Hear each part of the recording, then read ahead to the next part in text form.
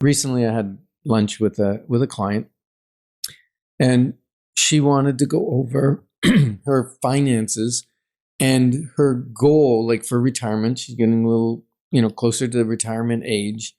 And she has a couple investment properties that she's bought through us. And her goal was, to buy another property that she would retire in. And unfortunately, she didn't come to us earlier and say, what do I do with this money? Because she came into some money and she paid off her rental properties instead of keeping that money separate. Now, there's ways of working around it and getting things done, but it would have been much simpler if that money had if we'd known her future plan, right?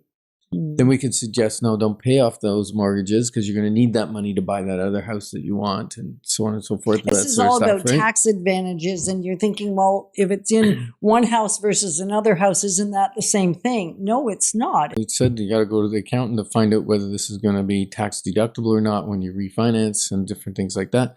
But what she found was, and she was asking the question, which was wise, should I get it remortgaged before I retire?